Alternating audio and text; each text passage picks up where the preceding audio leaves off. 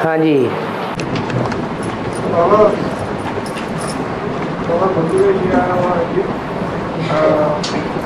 जो बच्चों की अव्यक्त स्थिति बात को प्रत्यक्ष कराएगी, तो प्रश्न ये है कि अव्यक्त स्थिति और आत्मिक स्थिति में क्या डिफरेंस है?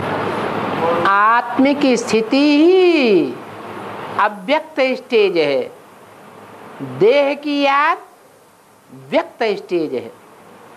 व्यक्त माने जो आंखों से दिखाई दे, और अव्यक्त माने जो इन आंखों से दिखाई न दे। और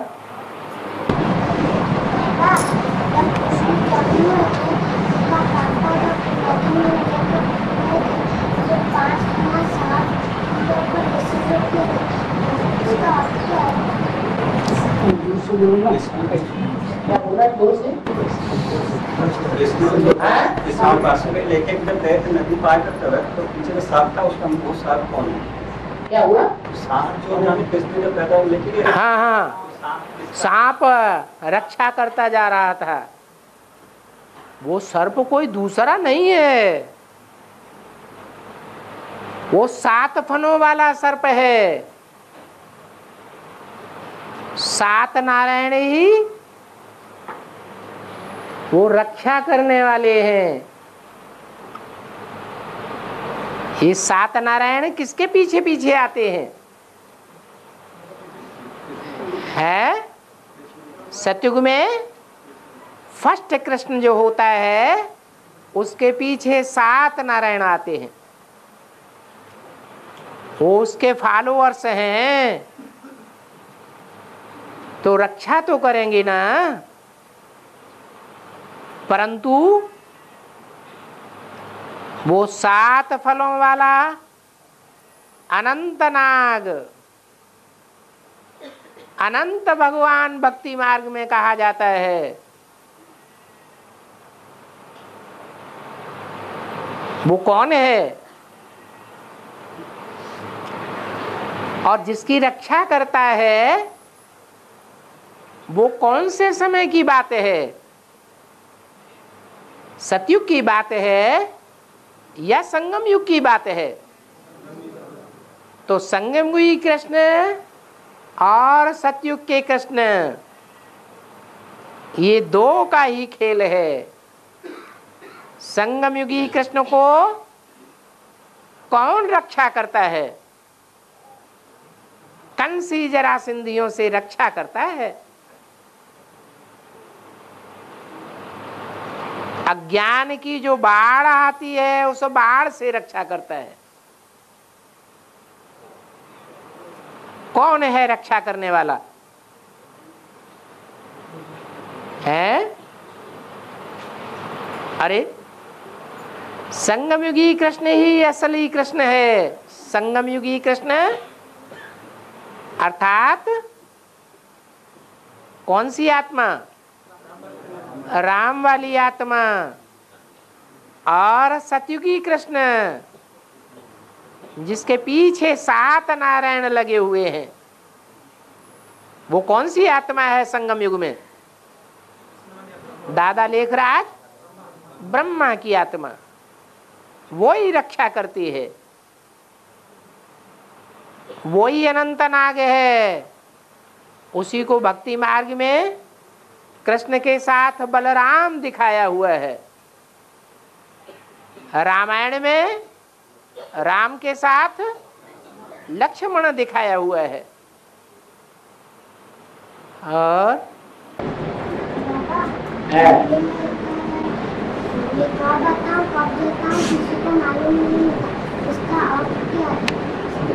फिर से बोलो।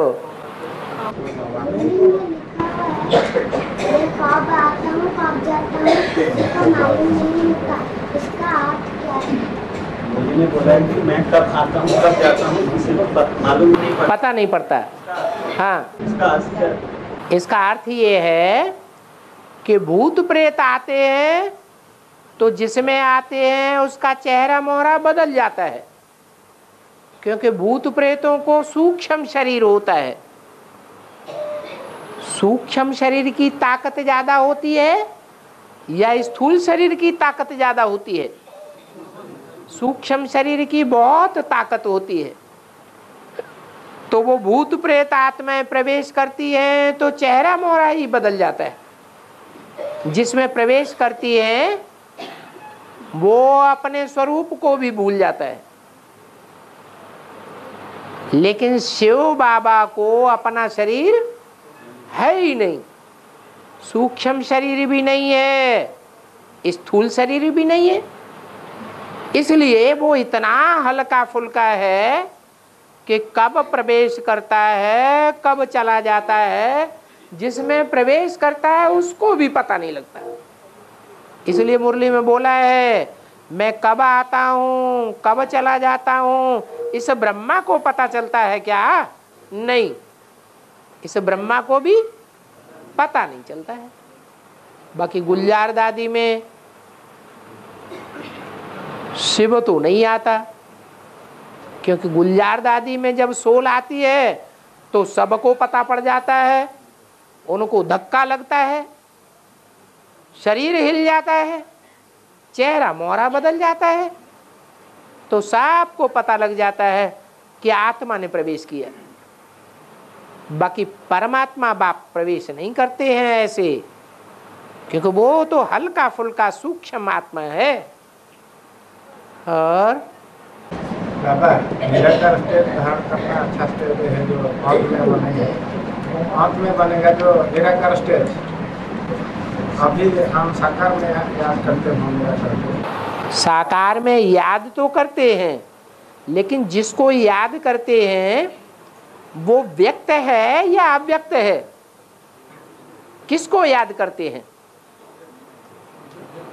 साकार शरीर तो व्यक्त है, आंखों से देखने में आता है, लेकिन उसके अंदर याद किसको करते हैं? अव्यक्त निराकार को याद करते हैं। वो अव्यक्त निराकार जब साकार को आप समान बना देगा तो हमें पहचानने की दरकार नहीं रहेगी। वो प्रत्यक्षता का टाइम हो जाएगा। जो देखे जो सुने उसकी बुद्धि में ये आ जाएगा, हमारा बाप आ गया।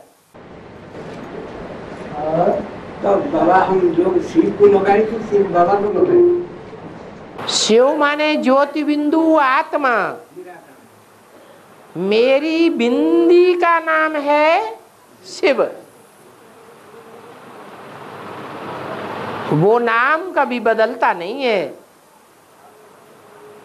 जब शरीर बदलते हैं तो नाम भी बदल जाता है। तो वो ज्योति बिंदु शिव है। दादा लेखराज में प्रवेश करता है तो नाम क्या पड़ जाता है? ब्रह्मा नाम पड़ जाता है। फिर राम वाले व्यक्तित्व में प्रवेश करता है अंतिम जन्म में तो नाम क्या पड़ जाता है? शंकर नाम पड़ जाता है। तो मेरी आत्मा का नाम शिव है। बाकी जितने भी आत्माएं हैं उन सबके शरीर का नाम पड़ता है। तो मैं जिसमें प्रवेश करता हूं वो मुकर्रर रथ है, सिर्फ आत्मा है या शरीर के द्वारा, अपने शरीर के द्वारा पार्ट बजाने वाला है? अपने शरीर के द्वारा पार्ट बजाने वाला है। वो स्वार्थी है या शिव की तरह सदैव परमार्थी है? वो भी स्वार्थी है।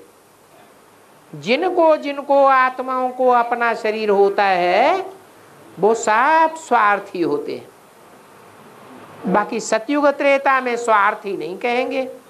क्यों? क्योंकि वहां देहभान होता ही नहीं। देह को याद करते ही नहीं। किसको याद करते हैं? आत्मा को याद करते हैं। तो हम याद करते हैं अपनी आत्मा को। पहले देह को भूल जाना, ज्योति बिंदु आत्मा को याद करना, फिर हम परमपिता परमात्मा को भी याद कर सकते हैं। कैसे याद करना है? साकार में आए हुए रथ में उस निराकार ज्योति बिंदु परमात्मा को याद करना, तब ही सृष्टि का परिवर्तन होगा। क्योंकि बाप आते हैं तो कोई मकसद लेकर आते हैं, लक्ष्य लेकर के आते हैं, या ऐसे ही आते हैं? क्या लक्ष्य है? लक्ष्य ये नहीं है कि ब्रह्मा के तन में आऊं और ज्ञान सुना के चला जाऊं। क्या लक्ष्य है? पतितों को पावन बनाने का लक्ष्य है। सारी पतित दुनिया को पावन बना करके जाता हूं। तो कैसे बनावेगा? पावन में प्रवेश करके बनावेगा क्या? पावन में तो प्रवेश करने की दरकार ही नहीं। दूसरी बात, इस दुनिया में पावन कोई है ही नहीं, सब नंबरवार पतित हैं। तो मैं किस में प्रवेश करूं? है इस दुनिया में मैं जरूर उसमें प्रवेश करूं जो सबसे जास्ती पतित बना हो। उस बड़े से बड़े पतित कामी कांटे को पावन बनाऊं तो दुनिया में नाम वाला होता है कि पतित से पतित को भी क्या बना दिया? संग के रंग से बड़े से बड़ा फूल बना दिया। तो परमात्मा बाप के संग में जो भी आवेगा वो भी क्या बनेगा? फूल ही बनेगा। और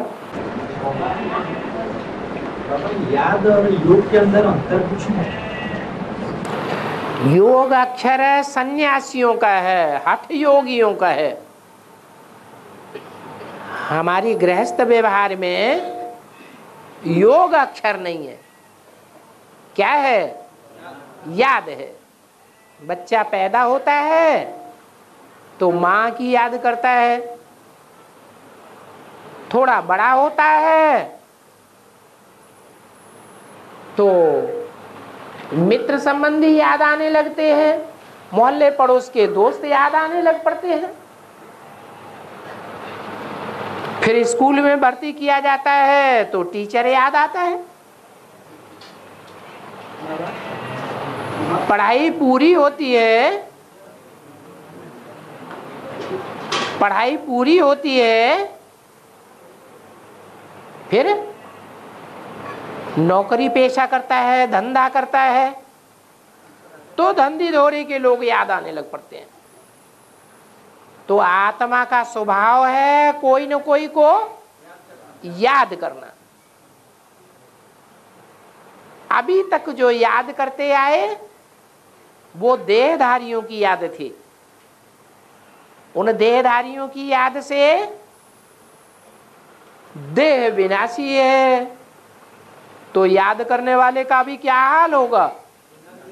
विनाशी बन जाएगा। अब बाप आकर क्या बताते हैं? याद ही करना है, लेकिन याद को कन्वर्ट कर दो। देह को याद न करके, अपनी देह को याद न करके, संबंधियों की देह को याद न करके किसको याद करो? ऐसे को याद करो जिसको अपनी देह है ही नहीं। अपनी देह तो नहीं है, परंतु मुकर्रर देह में आता है या नहीं आता है? आता है। तो दो बातें हो गई।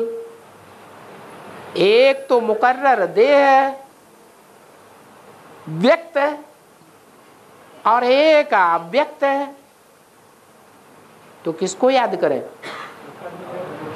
है साकार में निराकार को याद करें। लक्ष्य हमारा निराकार को याद करने का है या साकार को याद करने का है? वैसे भी माँ बच्चे को याद करती है। बच्चा स्कूल में गया है तो माँ की बुद्धि कहाँ चली जाती है? स्कूल में चली जाती है। बच्चा बड़ा हो गया, विलायत में पढ़ने चला गया, बाप बच्चे को याद करता है, तो बाप की बुद्धि कहाँ चली जाती है? विलायत में जाती है कि नहीं?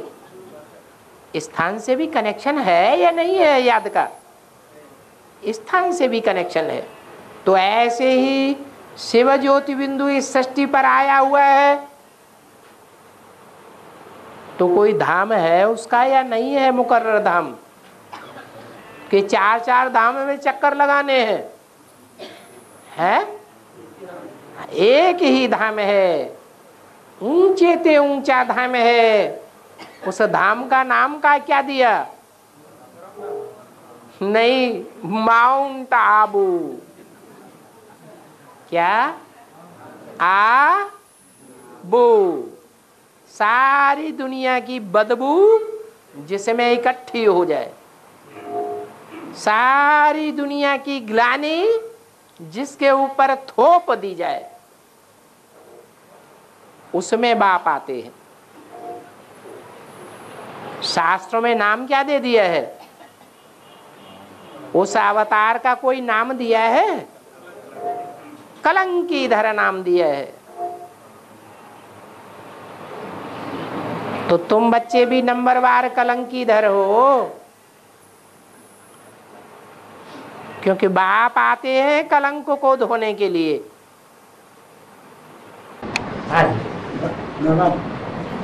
ब्राह्मण का काम है सेवा करना। इसलिए बोला हुआ है, संगम पर जो राजा ही ले लेता है सेवा के बदले में, उनको सतयुग में राजा नहीं मिलता। परंतु ये प्रकाशमणि दादी का संगम पर जो राजा ही ले लेता है उसको सतयुग में राजा ही नहीं मिलती है, हैं? नहीं मिलती है। राम वाली आत्मा है, संगम में विश्व की बादशाही ले लेगी, तो क्या सतयुग में पहले ही दूसरे तीसरे जन्म में जाके प्रजा वर्ग में चली जाएगी? जाएगी? नहीं जाएगी, राज परिवार में ही रहेगी। हाँ, अगले सतयुगी जन्मों में उतना ऊंचा पद नहीं बनेगा जितना संगम में बना है। हर जन्म बाई जन्म नीचे उतरते जाएंगे, नीचे उतरते उतरते त्रेता के आदि में और सतयुग के अंत में प्रजा वर्ग में चले जाएंगे। राम राजा राम प्रजा, और प्रजा वर्ग से फिर क्या बन जाएंगे? फिर राजा बन जाएंगे। तो ऐसे नहीं है कि संगम युग में जो प्राप्ति कर लेते हैं वो सतयुग में प्राप्ति नहीं करेंगे। हाँ, अरे क्या हो गया? कुमार का दादी के बारे में कुछ कह रहे थे।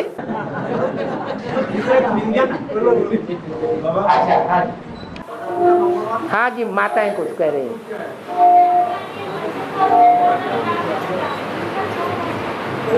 आगे तक आवाज नहीं आई,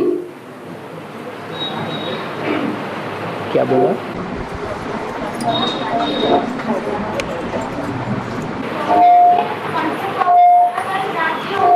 ये क्या कौन कौन हो रहा है? हैं? क्या बोला?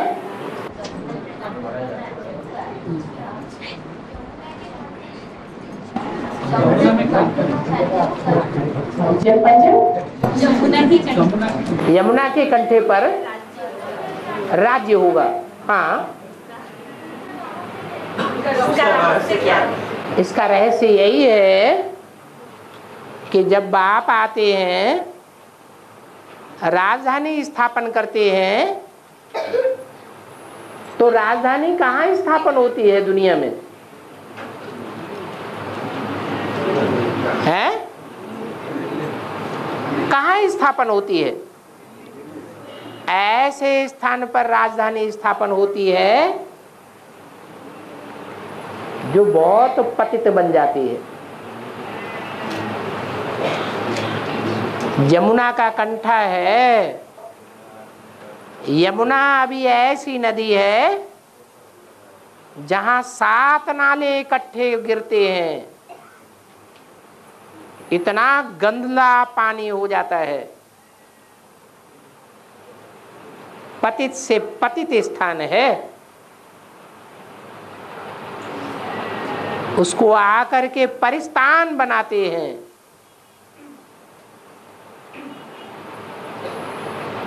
परिस्तान नाम देते हैं। पतित को पावन बनाना ही परमात्मा बाप का काम है। जास्ती पतित माताएं बनती हैं या पिताएं बनते हैं? माताएं। कौन पतित बनाता है? पिताएं ही बनाते हैं। तो यमुना का कंठा है, 3 नदियां हैं, तीनों नदियों में सबसे जास्ती गंदला पानी किसका होता है? यमुना का गंदला पानी होता है। क्यों? क्योंकि यमुना की जो मिट्टी है वो गंगा की मिट्टी के मुकाबले अलग मिट्टी है कि गंगा जैसी मिट्टी है। गंगा की मिट्टी थोड़ा सा पानी डालो तुरंत धुल जाएगा, और यमुना की मिट्टी देह अभिमानी की ऐसी है, एक बार चिपक गई तो जल्दी छूटने वाली नहीं है। ये देह अभिमानी की मिट्टी की बात है। जरूर यमुना कौन से धर्म से कनेक्टेड है? इस्लाम धर्म से कनेक्टेड है। सबसे जास्ती रावण राज्य में पुराना धर्म कौन सा है? इस्लाम धर्म। तो सबसे जास्ती पतितपना भी किस में आता है? इस्लाम धर्म में ही आता है। तो ऐसे कोई आकर के भगवान बाप राजधानी बनाते हैं। राजाओं की धारणा शक्ति ऐसी जगह इकट्ठी होती है, उसको कहते हैं यमुना का कंठा। और आपने डाइवर्ट कर दिया मुझे, मेरा था आपने डाइवर्ट कर दिया जो रामबल अपना जो। अब आप फिर डाइवर्ट कर दो, इसलिए हम ही डायलॉग करते हैं, तो इसलिए हम दोबारा बोलते हैं। हाँ। जो रामबल आत्मा का जो एग्जाम्पल आप दिए, रामबाई आत्मा तो गुरु ने बोला है, भगवान बोले आई वॉज मोस्ट ओबिडिएंट सर्वेंट, उसी को तो वायदा किया वो है संगम पर। रामबल आत्मा तो ये रूल वायदा किया कि आई एम मोस्ट ओबिडिएंट सर्वेंट, इसी रूल ही वो वायदा किया है सारा जीवन, संगम सारा संगम जो। मेरे कहने बात कुछ और था। संगम पर जो राजा कर लेते हैं, फॉर एग्जाम्पल मान लीजिए जिसके बारे में बोलते थे बर्दन प्रकाश में, वो संगम पर तो अपना राजा कर लिए, जैसे हो जो करके अपना कर लिए, फिर उनको कैसे सत्युग में राजा मिल गया। उनको जो राजाई सत्युग में मिलती है उसका भक्ति मार्ग में कोई गायन पूजन यादगार मंदिर बनता है? नहीं बनता है। वो राजाई कोई काम की नहीं। जो गायन होता है पूजन होता है, मंदिर बनते हैं, मूर्तियां बनती हैं, सारी महिमा होती है, वो संगम युगी और सतयुगी फर्स्ट नारायण की होती है। तो आपकी बुद्धि में ऊंचाई कैसे बैठी हुई है?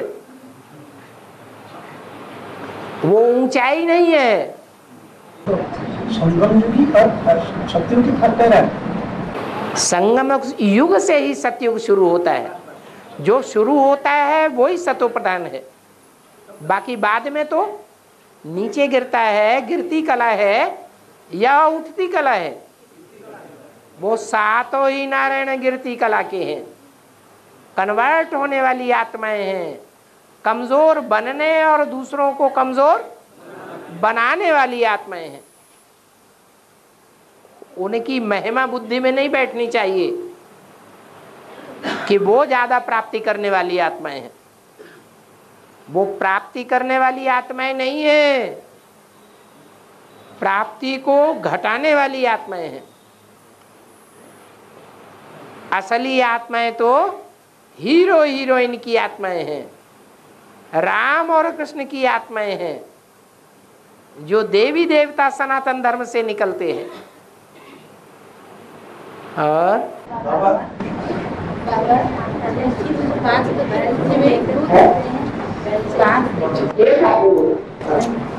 पृथ्वी जो 5 तत्व है, पृथ्वी को कन्या माता से पूर्ण करती है।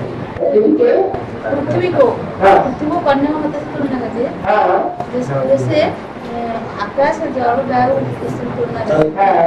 तो कौन है? कौन कौन है? आकाश। आकाश तो बाप है, सबसे ऊंचा है। धरती को आकाश पुकारे, धरती को कौन पुकारेगा? धरती माता को कौन पुकारेगा? बाप ही पुकारेगा। तो आकाश बाप हो गया, धरती माता हो गई, बाकी सब बच्चे हो गए। जल देवता, वरुण देवता, वायु देवता, अग्नि देवता, ये क्या है? ये बच्चे हैं। धरती को भी रावण कंट्रोल में कर लेता है।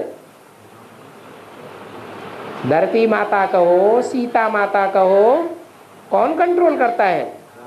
रावण कंट्रोल करता है। जब धरती को ही कंट्रोल कर लिया तो धरती की गोद में पलने वाले जो बच्चे हैं, जलवायु अग्नि आदि देवता, वो रावण की पाटी से बांध दिए जाते हैं। रावण अपनी पाटी से बांध करके उनको इशारा करता है, हे वायु, स्विच दबाया चलो, तो चल पड़ता है। स्विच दबाया, पानी छोड़ दिया जाता है। तो पूरा कंट्रोल है रावण का। आकाश के ऊपर कंट्रोल नहीं है, तो लड़ाई हो जाती है। और खाना पकाने के समय तो शास्त्र में आप लोग पूजा लगते हैं। हाँ, जिसकी पूजा करते हैं वो कभी संपन्न और चैतन्य में रहा होगा या जड़ाग्नि की पूजा करते हैं? जड़ की पूजा करते हैं। अग्नि देवता चैतन्य रहा होगा, उसकी पूजा की बात है या जड़त्व की पूजा की बात है? चैतन्य रहा होगा। और हाँ, नंबर, अरे नंबरवार नहीं, अव्वल नंबर का काम ही काटा। नंबर 1 बता रहे। नंबर 1, हाँ, नंबर 1 काम ही काटा है। अरे ग्लानि किसकी उड़ेगी? कृष्ण काला है तो ग्लानि उड़ेगी, कि कृष्ण गोरा हो जाता है तो ग्लानि उड़ती है? तो यही प्रूफ है। ग्लानि सबसे जास्ती किसकी होती है? ब्रह्मा की होती है, बच्चों की होती है कि बाप की होती है? वो निराकार ज्योति बिंदु बाप की होती है या साकार मनुष्य सृष्टि के बाप की ग्लानि होती है?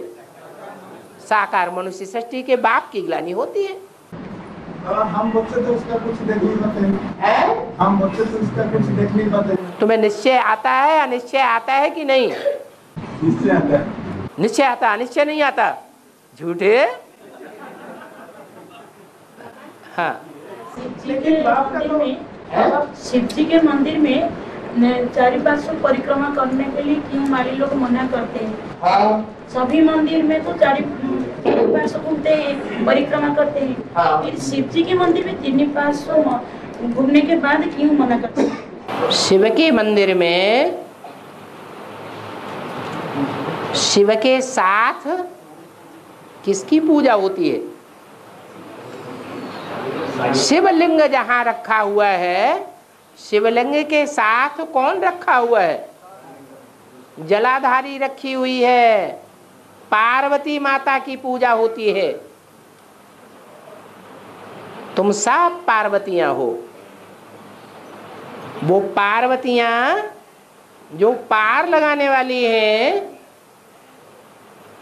वो पार लगाने वाली को बड़े से बड़ी पवित्र बनाने वाली नदी कहेंगे। सागर से मिलने वाली नदी है या नाला है? क्या बुद्धि में समझना चाहिए?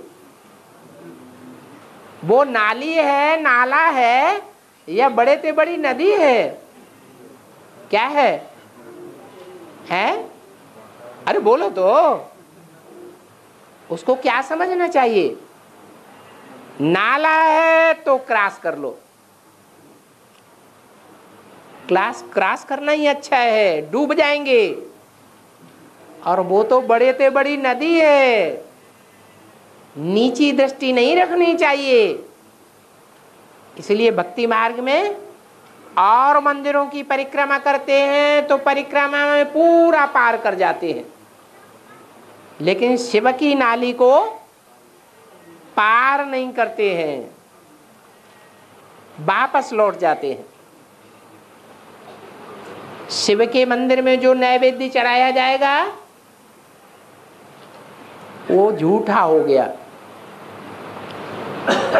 किसका खाया हुआ हो गया है?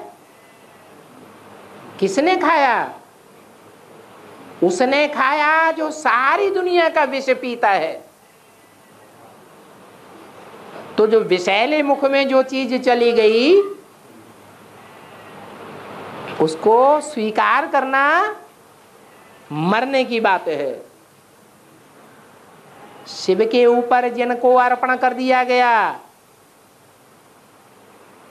उनको अगर किसी ने भोग लगा दिया, भोग लिया, यानी शादी कर ली, तो क्या होगा? पुरुषार्थ की बर्बादी हो जाएगी। उस बर्बादी से कोई रोक नहीं सकता। इसलिए भक्ति मार्ग में शिव के ऊपर जो अर्पण किया जाता है, उस अर्पण किए हुए को कोई हाथ लगा करके मुख में नहीं रखता है। उसको भोगना अच्छी बात नहीं है, पुरुषार्थ चौपट हो जाएगा। और जो रामबली आत्मा है अभी जल पीते और उसी टाइम शिव बाप कहाँ रहते? शिव बाप कोई रहने करने की बात नहीं है। शिव बाप सूक्ष्म है या स्थूल चीज है? वो तो यहाँ पतित तन में, पतित दुनिया में प्रवेश करते हुए भी मन बुद्धि से ऊंची स्टेज में ही रहता है या नीची स्टेज में रहता है? ऊंची स्टेज में है सदैव। उसके लिए ये नहीं कहेंगे कि वो नीचा है। इसलिए कहते हैं तुम सदैव यही समझो कि इसमें हमको कौन डायरेक्शन देते हैं? शिव बाबा ही डायरेक्शन देते हैं। कभी ऐसे नहीं समझना चाहिए कि शिव बाबा तो परमधाम चला गया होगा। ये डायरेक्शन तो साकार ने दिया है। बाबा कहते हैं अगर इसने उल्टा सुल्टा कुछ डायरेक्शन दिया भी है तो उसका जिम्मेवार मैं हो जाता हूं। तुम शिव बाबा को ही याद करो, तुम पतित को याद मत करो। और अलकानंदा और भागीरथी, हाँ जी, इस दोनों नदी देवप्रयाग में मिलित होकर के गंगा नदी का नाम धारण किया है। हाँ, तो उसका व्याख्या अलकनंदा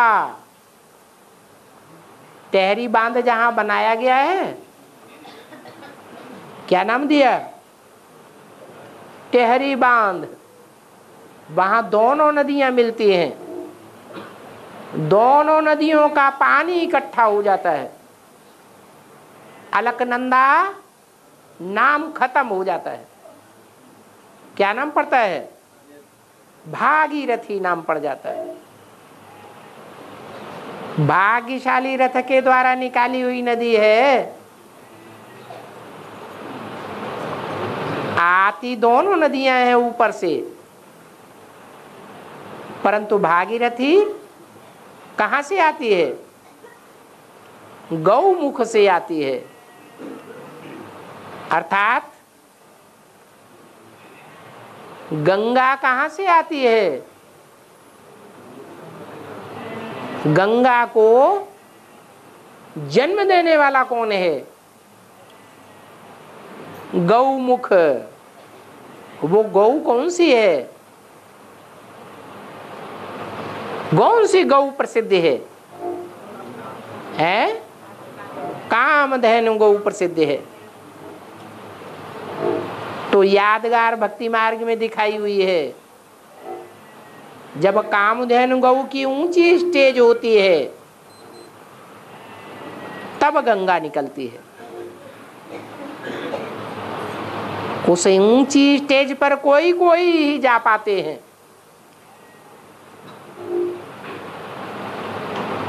गंगा गौमुख से जब नीचे आती है तो नाम पड़ता है गंगोत्री, अर्थात गंगा उतरी, ऊंची स्टेज में नहीं रही।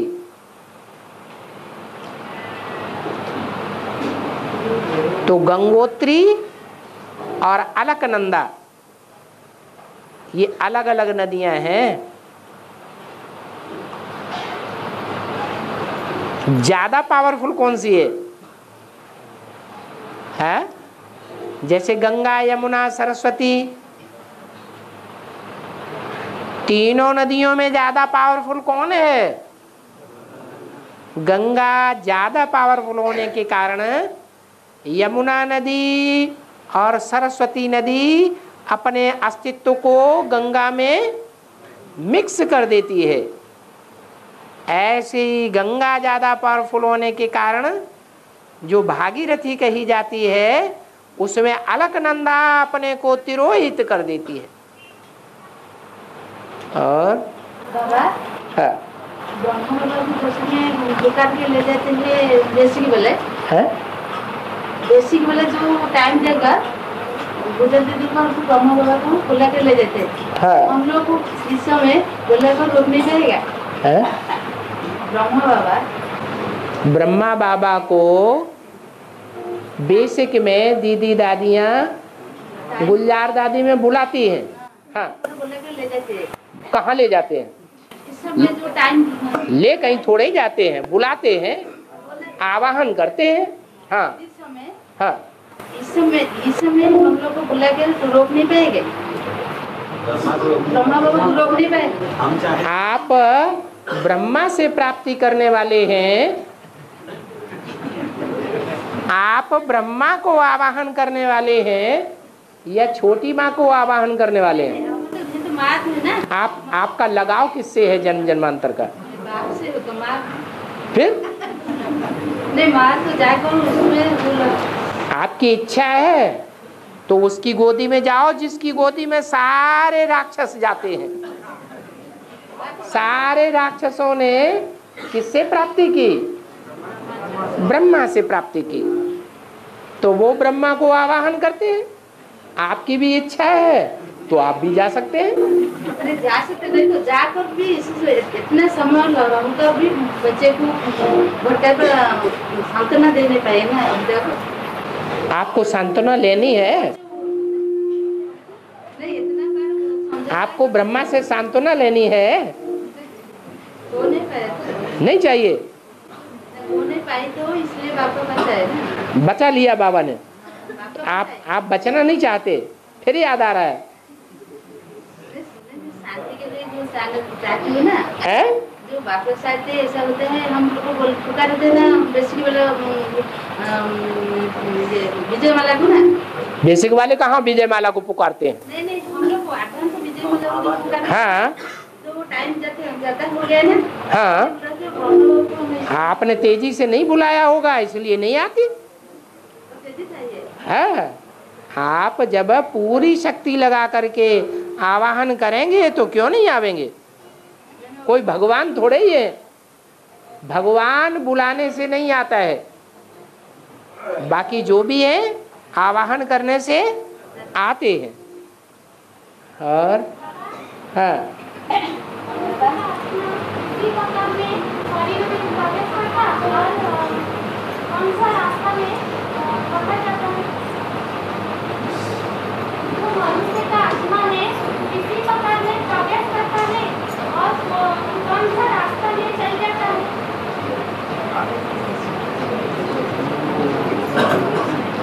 क्या कुछ समझ में नहीं आ रहा है?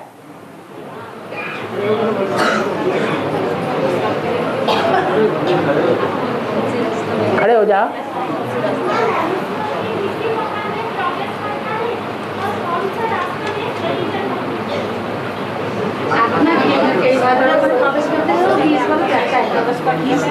आत्मा कौन सी रास्ता में शरीर के अंदर प्रवेश करता है और कौन सी रास्ता में चली जाती है? वो तो जैसी आत्मा होगी वैसे रास्ते से जाएगी आएगी। पतित आत्मा होगी तो पतित रास्ता पकड़ेगी, पावन आत्मा होगी तो पावन रास्ता पकड़ेगी।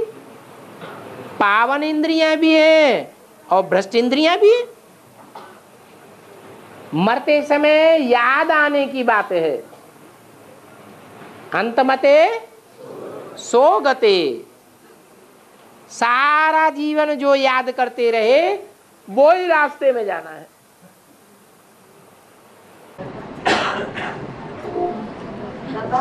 हाँ,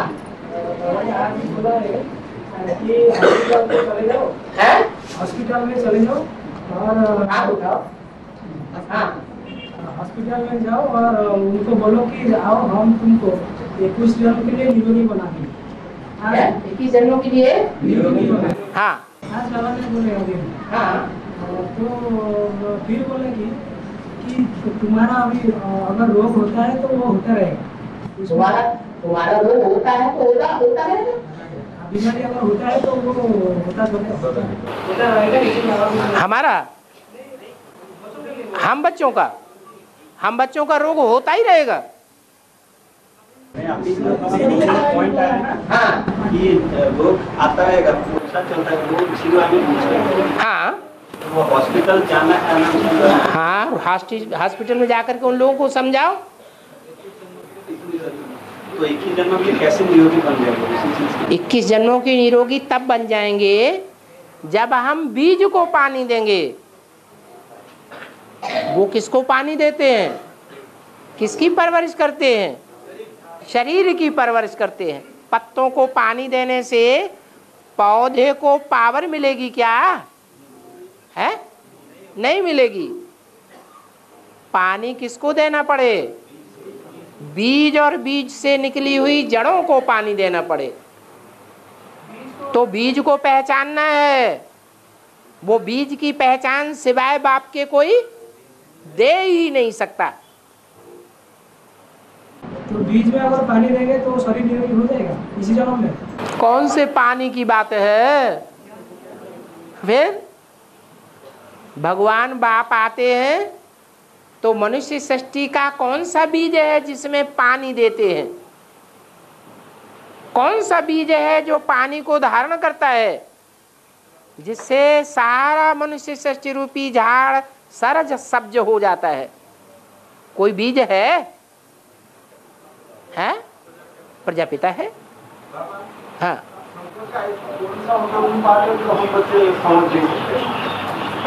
शंकर का ऐसा पार्ट है जो तुम बच्चे भी समझ नहीं सकते। इसका मतलब शंकर का जो पार्ट है इंद्रियों को कंट्रोल करने का, अमोघ वीर्य होने का, वो तुम जैसी दृष्टि और वृत्ति वाले हो, जन्म जन्मांतर की जैसी दृष्टि और वृत्ति रही है वैसे ही समझोगे। समझने वाले एक जैसे हैं या नंबरवार हैं? नंबरवार हैं। अमोघ वीर्य का मतलब ये है कि जो भी मनुष्य मात्र हैं वो सब भोगी हैं। परमपिता परमात्मा शिव सब में नहीं प्रवेश करता है, वो सिर्फ एक मुकर्रर रथ में प्रवेश करता है।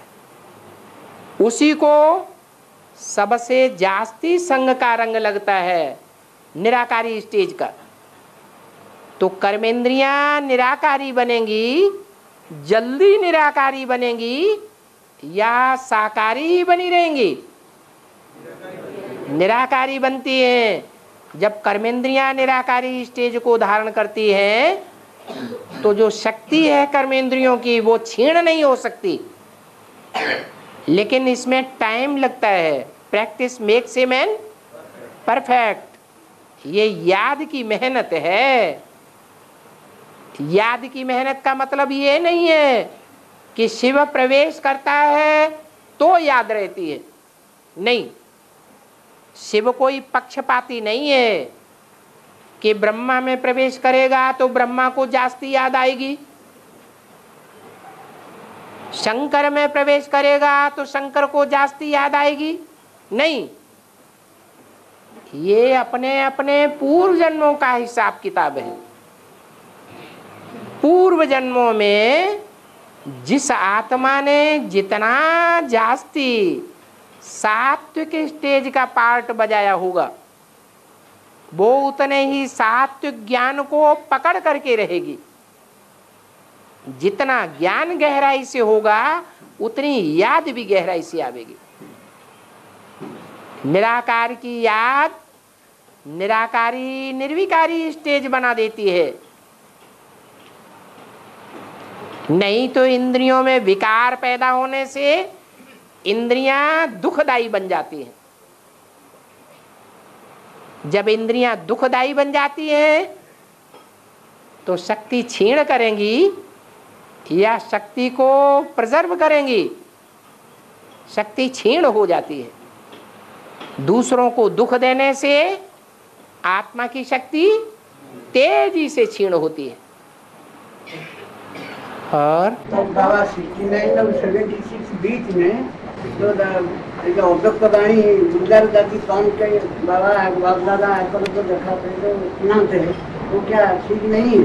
अभी गुजर जाती के सामने आकर तो देखा थे, क्या ठीक नहीं है? ठीक नहीं है? क्यों ठीक नहीं है? वो माँ की वाणी नहीं है क्या? गुलजार दादी के द्वारा जो वाणी चलती है वो ब्रह्मा माँ की वाणी है या नहीं है? है। तो माँ की भी बात माननी चाहिए या नहीं माननी चाहिए? और न मानने का कोई कारण तो निकले।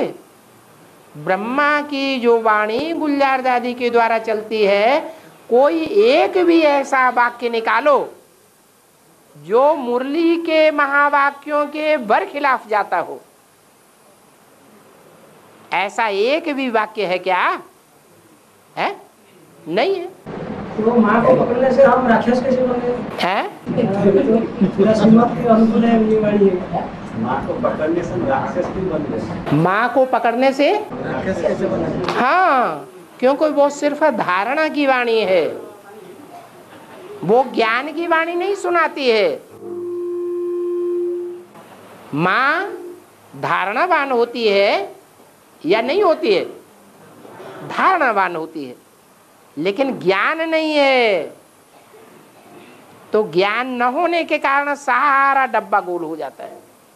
इसलिए ये नहीं कहा कि सिर्फ माँ की वाणी को ही मानो, क्या कहा, माता पिता दोनों की वाणी को फॉलो करो। और जो शिव बाबा प्रवेश करता है तो 60 वर्ष तो नहीं हुआ, तो ब्रह्मा बाबा को 60 वर्ष हुआ, जो दादा लखराज को, और सेवकराम को 60 वर्ष हुआ, तो राम वाली आत्मा अभी जो प्रवेश करते हैं वो 60 वर्ष। राम वाली आत्मा में जो प्रवेश करते हैं वो राम वाली आत्मा बेहद के ज्ञान में चली जाती है कि हद के ज्ञान में रहती है, तो आयु भी बेहद की हो जाती है। वो 60 साल 6 वर्ष के बराबर हो जाते हैं। 70 से लेकर के 75 तक ये 6 साल हुए। ये 6 साल हद के हैं या बेहद की स्टेज के हैं? बेहद की स्टेज के हैं। इसलिए 60 साल में जो काम होता है वो 6 साल के अंदर पूरा हो जाता है। और ज्ञान चंद्रमा जो गुलजार राज्य में प्रवेश करता है, फिर शंकर वाली आत्मा में प्रवेश करता है और जगदम्बा में भी प्रवेश करता है। हाँ, कैसे प्रवेश करता है? 3 जगह। एक गुलजार दादी में जो प्रवेश करता है उसके लिए कारण बताया कि बचपन से ही गुलजार दादी बहुत आकर्षण वाली थी और ब्रह्मा बाबा उसको बुलाते रहते थे और वो भाग जाती थी। बचपन से लेकर के बड़े होने तक भी यही क्रम चलता रहा। तो जब ब्रह्मा बाबा ने शरीर छोड़ा तो उनकी आसक्ति कहाँ लगी रही? गुलजार दादी में लगी रही। अंतमते सो गति हो गई। उसी शरीर में आते हैं, दूसरे शरीर में बहुत कम। तो गुलजार दादी में जो ज्ञान चंद्रमा आता है वो सूक्ष्म शरीर से आता है, देहभान से आता है।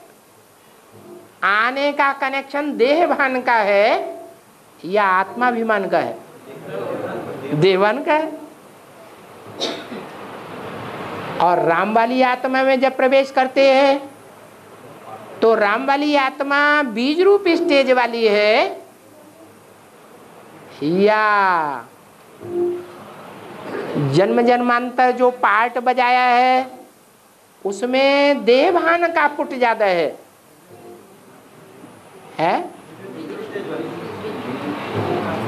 उसका नाम ही है भारत।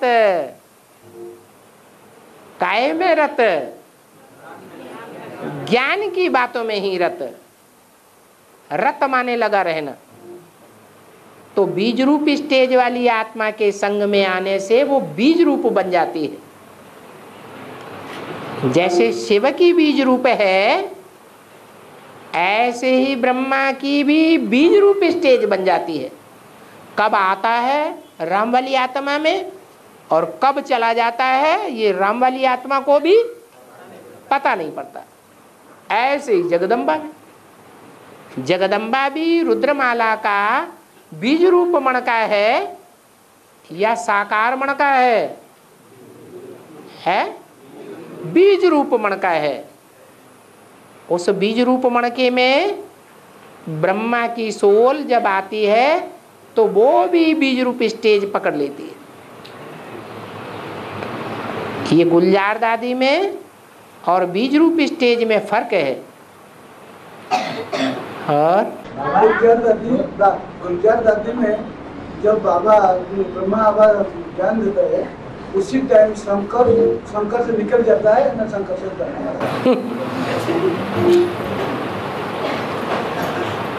शंकर वाली आत्मा को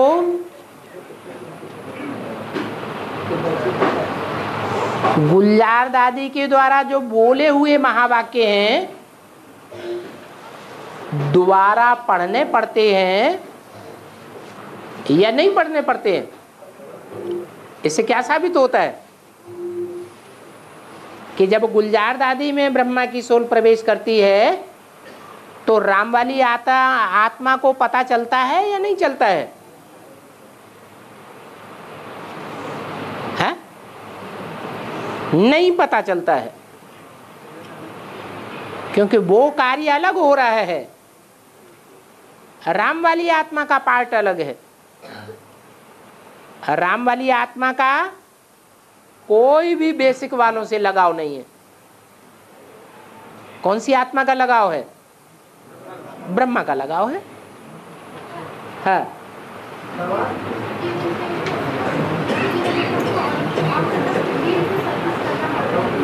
सूर्यवंशियों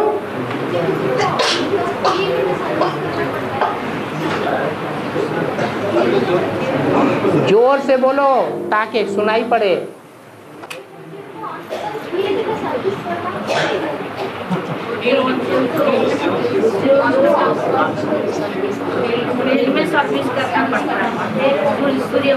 सूर्यवंशी को अंतिम सर्विस करना पड़ता है। सर्विस करना पड़ता है, क्यों?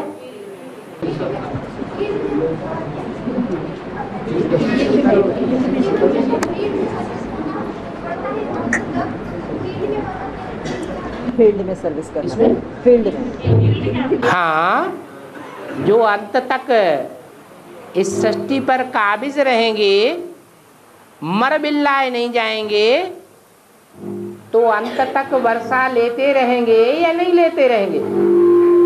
हैं? अंत तक वर्षा लेते रहेंगे। उनका पार्ट है सारी सृष्टि में घूम घूम के सेवा करने का।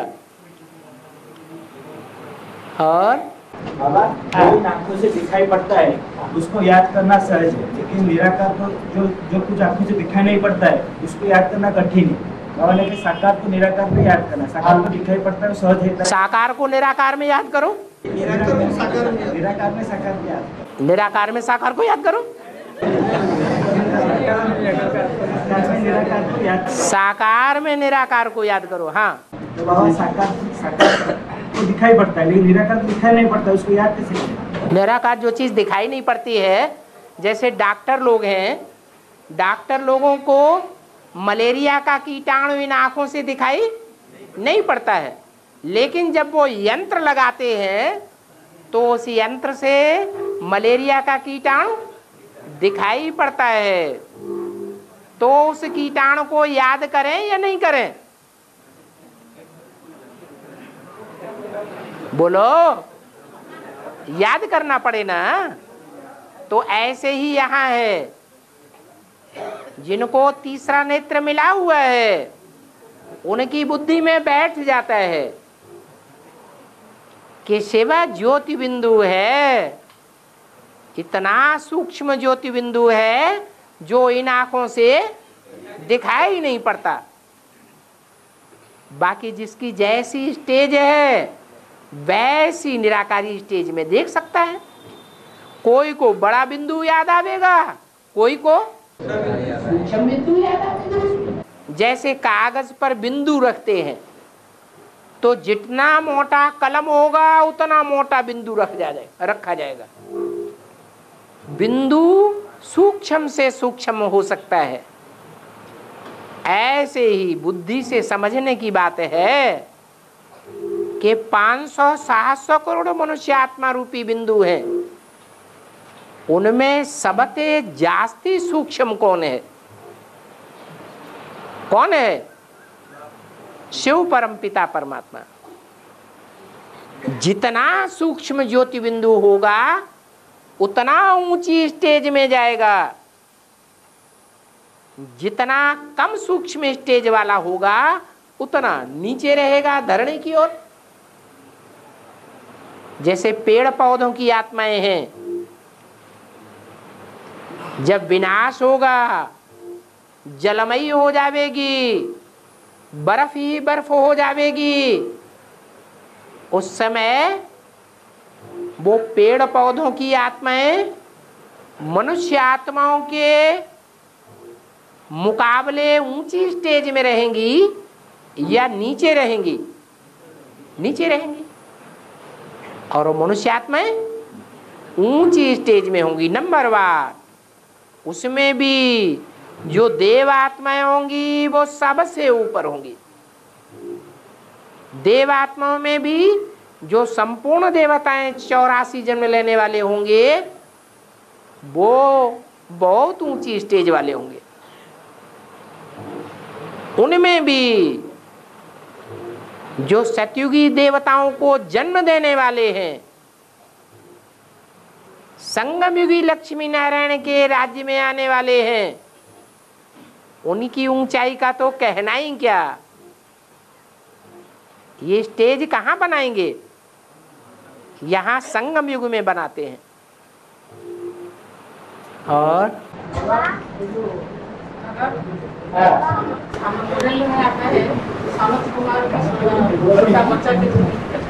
सनत कुमार को सदैव 5-6 वर्ष का दिखाते हैं। हाँ, इसका बेहद का अर्थ है कि ये मनुष्य सृष्टि की सबसे पुरानी आत्माएं हैं या नई आत्माएं हैं जो आत्मिक स्टेज धारण करती हैं, सबसे पुरानी है। ब्रह्मा के संकल्प से मानसी सृष्टि जब रची गई तो पहले पहले मानसी सृष्टि में किसने जन्म लिया? मनुष्य सृष्टि के ये 4 बीज हैं। देवता धर्म का बीज, इस्लाम धर्म का बीज, बौद्ध धर्म का बीज और क्रिश्चियन धर्म का बीज। ये 4 मुख्य धर्म हैं दुनिया के। इन चारों मुख्य धर्मों की 4 बीज रूप आत्माओं ने मानसी सृष्टि में ब्रह्मा से जन्म लिया। कब से जन्म लिया? कब से जन्म लिया? कोई टाइम फिक्स है संगम में? नहीं। 76 में तो वो 6 साल के हो गए,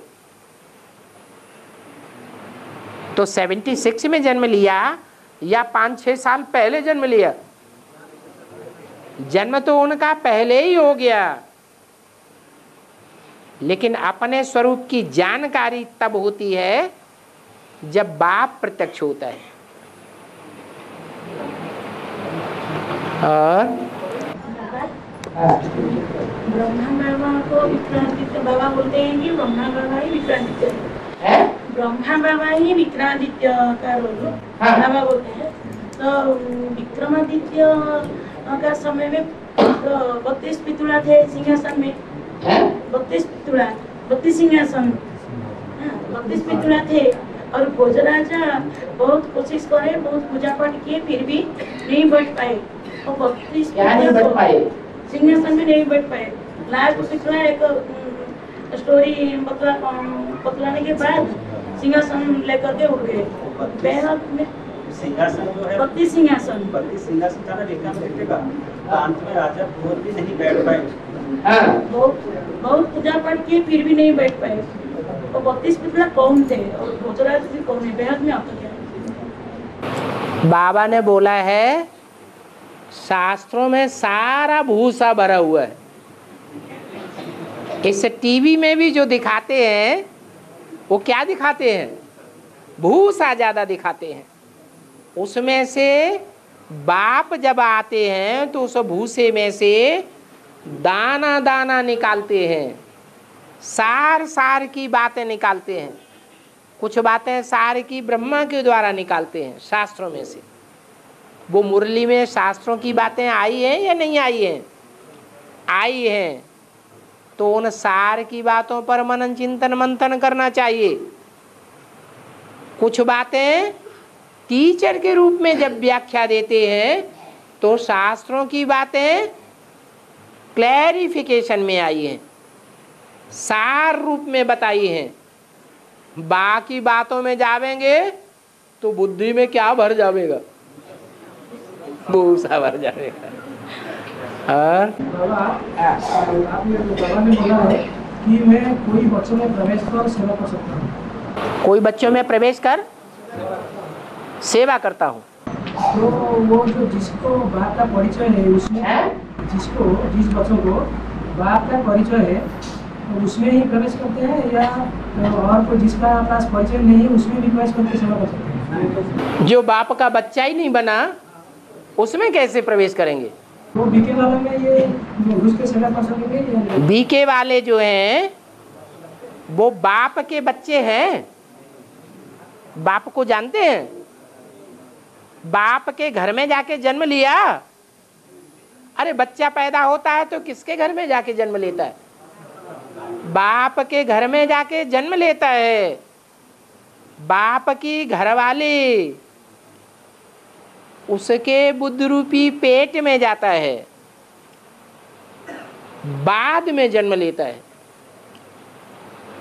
तो जो भी एडवांस के बच्चे हैं वो बाप के घर में जाके जन्म लेते हैं या ऐसे ही बच्चे बन जाते हैं?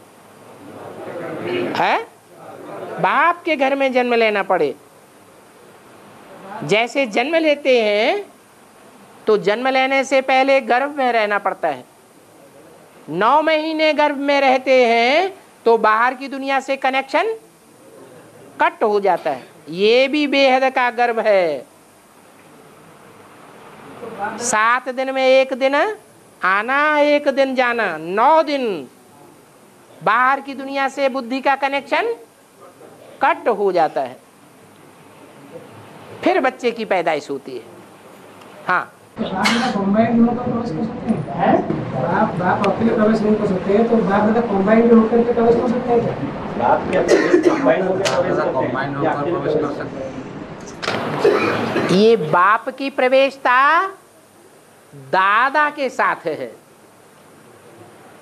बाप और दादा कंबाइंड हैं या अलग अलग हैं? कंबाइंड हैं। बाप कौन है? हैं? बाप कौन है? शिव बाप है। अगर शिव बाप है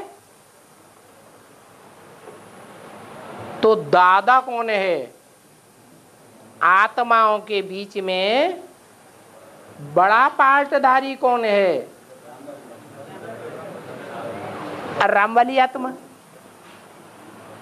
इस रूप में अगर आत्मिक स्थिति में स्थित होके देखेंगे तो शिव बाप है आत्माओं का और रामवाली आत्मा दादा है। अगर भाई बहन के रूप में देखेंगे तो राम वाली आत्मा में शिव बाप प्रवेश होकर के प्रत्यक्ष होता है। वो बाप है। और ब्रह्मा वाली आत्मा दादा है। ये बाप दादा है। राम और कृष्ण बाप दादा हैं। समझने का फेर है।